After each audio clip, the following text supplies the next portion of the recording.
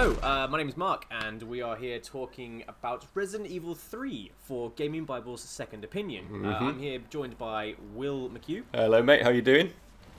I'm very well, thanks. It's obviously very weird not being in the same room as you to do this. I reviewed Resident Evil 3, and I gave it an 8 out of 10, so it's obviously quite a divisive game. Will, you've played it, and you...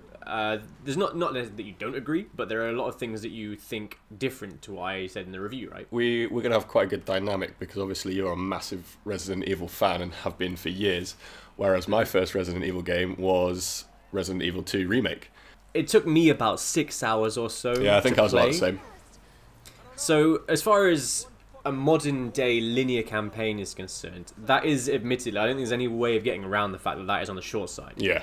So, I mean, for a normal, again, single-player linear game, you'd be looking at around 15 to 20 hours straight gameplay, one shot for a campaign, and then you would have other stuff to do after that. Right. So the thing that I think really buoys the Resident Evil 3 remake here, and not necessarily excuses the fact that it's a 6-hour campaign, and it's £60 asking price, which is there's a lot of money. I think the fact that buoys it is the fact that you can go back and replay the campaign, and there is incentive to do so with items from the shop. Like, you can go for different weaponry, you can go in there with the coins that help you with your damage and defense and all this kind of stuff. And especially if you're chasing like S ranks or if you're speed running, there's incentive to go back in there, which doesn't excuse the 6-hour campaign, but it does give players something else to go in for. Yeah, there's definitely more to do once you do finish the campaign. However, I think that that's mainly for the people that absolutely love Resident Evil, whereas obviously, like I said, I enjoyed playing through it, but I wouldn't play through the game again to get a different weapon or to get a different outfit. Like, I'm not in the world that much. I'm not into it that much that would be worth my time or effort. I enjoy playing through it, but the replayability factor for me is pretty low. So what about Resistance then? Did you play any of that? Do you think that it was Capcom's inclusion of an online experience for your money was worth it? Yeah, it's quite a cool add-on, but that is literally just what it is. So for the £60 price, they have to have that added on, I think, as well as the 6-hour campaign. I played it at the preview event that I went to. So I was in a room with other people and we were all playing it together, which it worked fantastically because we were all communicating. There was people giving us tips and tricks, and it worked really well. However, playing it on your own with a squad who aren't communicating via voice, it's pretty difficult. You have to really work together, and it's not that great unless you're with a full group of friends, and then I can imagine it being really, really good. Yeah, when I reviewed it, it was obviously I didn't play it with anybody that I knew. It was just me playing it by myself, and I had a good enough time with it, but I was kind of done with it after a few hours. Yeah, quite quickly. And I would agree that it's difficult because Capcom, they clearly needed to add something else. Like a 6-hour campaign, it wasn't good enough. But for what they could have included, I think that is fine. Like, they did what they could with what resources they had. Especially now that we know that Resident Evil 8 has been in production for quite a while, you have to think, like, okay, well, where were the compromises made? I think you said in your review, correct me if I'm wrong, but I think you said it feels like an add-on to Resident Evil 2 or a DLC to Resident Evil 2 Remake, which it does, which isn't a bad thing. Like, it's still a fantastic game to play through, but I think the point that I would like to make, or that a lot of people, the audience, would like to make, is that the £60 price tag for something that feels like an add-on just doesn't fit well. Maybe if it was £30 or something, I think it would sit a lot better with the audience.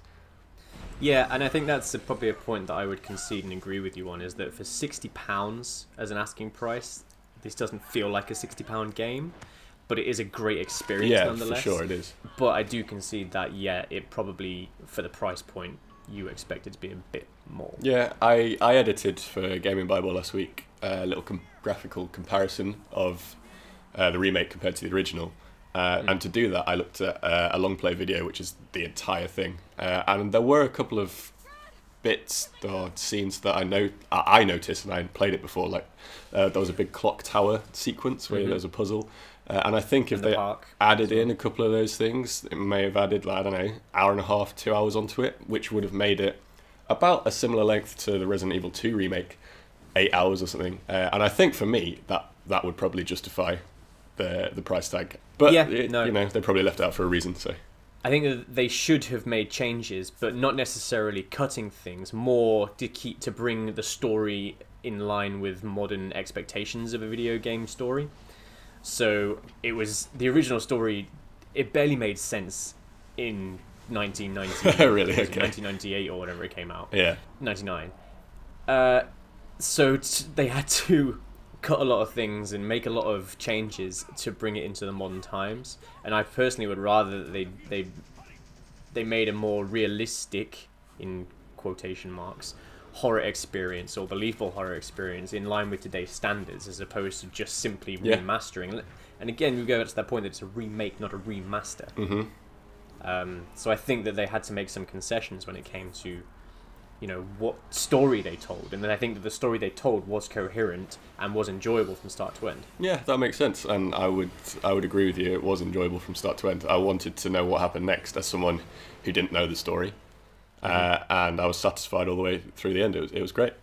A lot of the times it's easy to look at these things with rose-tinted glasses. The Resident Evil 3 story wasn't very good, in my opinion. I mean, it always was the lesser sequel to Resident Evil 2, which was a stunning, groundbreaking game almost. But Resi 3 never was. And I think, you know, it's easy to say, I want the remaster for Resi 3. And then you get it and it's like, this isn't very good. And it's like, do you remember Resi 3? Yeah. It wasn't very good. Okay, I understand, yeah. When I played through Resi 2, the claustrophobia of the prison is something that really got me on edge. Whereas this one, I wasn't scared or on edge or at any point. I was just running around shooting things, which is a different experience. It's a good experience, but if they were going for the horror, then the only time that I really felt it was maybe in the hospital for a couple minutes, and that was about it. When you were going in like the nurse's station and all the separate little rooms, and I was like, oh god, they're all gonna kill me, aren't they? There's definitely some bad things happening up here. Yeah, I'm not very good with my ammo management in the game. I kind of just run around like a crazy chicken, and then when you unlock a new area and you go back to get ammo and whatnot, that's what I'm not great at in Resi games yet, as a bit of a novice. So I end up not having much ammo and just running away from I don't know what they're called, the massive zombies in the hospital. The hunters? The hunters. There was just two of them chasing me and I had no ammo. Hey man, that's the survival horror experience. Yep. That's how we do. So this might be a point that we both probably agree on. So in my review I said that Nemesis was annoying. His appearances were too sporadic to be a real menace. He was overpowered but not in a threatening way. Are these things you agree with? Yeah, I think so. He he keeps coming and he keeps on coming, and it's like my girlfriend was watching me play it for a little bit and she was just like, what, he's back again, he's not dead. But I do think that he has been getting a little bit too much stick. I think people have just had their expectations a little bit too high for Nemesis, probably after the Resident Evil 2 remake was so good with Mr. X being just terrifying.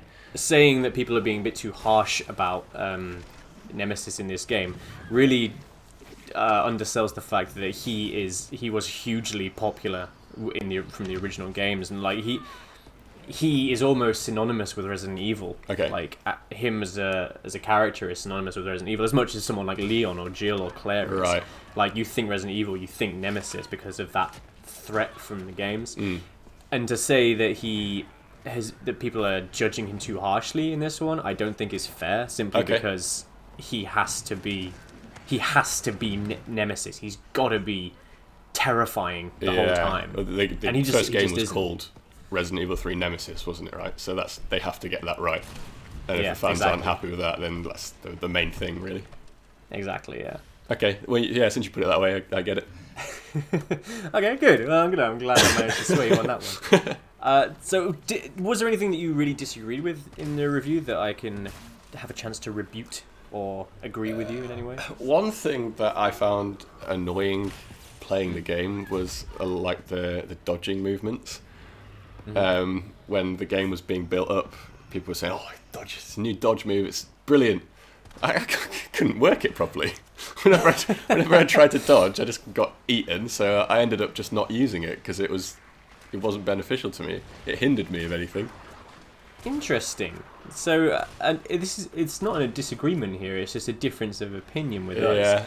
Is that I used it too heavily. You know, I used it as a crutch almost to get through zombies when I couldn't be bothered to fight them, or when I didn't necessarily need to fight them, which I get is part of the Resident Evil, shtick, is that you need to decide where you need to run and hide and fight and all this kind of stuff. Yeah. But I just found myself coming up against the zombies, like boom, hit the dodge, roll out of the way, leave him in the dust. Yeah. And that felt too easy. I did quite a lot of running as well, to be fair. Yeah, but you were running in circles, I imagine, not knowing what to do. Yeah, whenever I was spamming the dodge button, it worked better for me. It was very easy to get out of dodge when you needed to. Yeah, I noticed that it was quite a bit easier than my experience with the Resident Evil 2 remake, and I don't know if that's just because there was more guns, more ammo that you could use at your disposal, or if it was just easier to run away because, like I said before, it's not as claustrophobic. But I had to play the first one, Resident Evil 2, sorry, my first one, on the easy game mode, whereas this one I did it on the standard one and I didn't struggle. So it could be something in that it was slightly easier. Yeah, I think it genuinely is. Well, another thing I wanted to mention quickly was the Nemesis boss fights. So the first one that you do on the top of the roof with the fire everywhere, I thought that was really cool. But then the second one, which is in the square, where he's running around the buildings and you have to shoot a tracker mine and knock him off. I thought they were far too scripted almost, and it was like, okay, I do this thing and then I can damage him. I can do this thing and I can damage him. It wasn't fluid at all, and it felt like quite an old mechanic. It's a difficult one. I take your point there. It is a very overused. You hasten to say sort of a JRPG kind of thing where you battle a boss, he disappears, he comes back later, he's got a second form, you battle him, he's got another form. He's got another form. He's not even his final form. He's got another form. But I actually preferred Nemesis in those closed arenas as opposed to meeting him in the streets, because, as I said in my review, meeting him in the streets, his moveset was just overwhelmingly powerful because they had to cram it into those smaller sections. So it felt like he was just cheesing you. You would die, you wouldn't even know how, you wouldn't even be able to stop it. But in the boss fight arenas, you finally had a chance to counter his maneuvers. Okay, I get you. And I do agree with your point that it became very monotonous and easy to figure out, but if they had to do something with it, which they did, then that probably felt like the best way to, I don't know, to make him a more ever-present threat. Yeah. It's like thinking, okay, well, I know that he's going to be back at some point. You know what I mean? Mm-hmm, I get you, yeah. So overall, I think the devs were constricted in what they had to work with. I'm not excusing the fact that the game is so short, and I think that is the main issue for most people, is that it's so short. I'm not excusing that, but I am saying that I get why it was like that. I think that they did their best to eke out that playtime while still doing justice to the original material, which in reality is exactly what this game is. It's a remake, not a remaster of Resident Evil 3, and shouldn't be treated as such. It's not a blow for blow, it's more of a reimagining of what happened. So I think that, yeah, if you're looking at it, you probably would say £40 to £45, you would get your money's worth. £60, I get why people would be annoyed, and that's why I gave it an 8, not a 9 or a 10. So I thought about the review score after reading your review, and I think I would go pretty similar. I think either a 7 or an 8 for me. I think they've done a pretty decent job, because they have to think about a new audience now with the remakes, like myself, who Resident Evil 2 remake would have been their first Resident Evil game. So Resident Evil 3, they have to follow that up as their second Resident Evil game. So they've got to try and find a balance between the old players and the new ones and get them all together. I had a great time with it, and if they end up before these remakes, I probably wouldn't have picked up Resident Evil 8, but now I definitely will. So I would stick with a 7 or 8.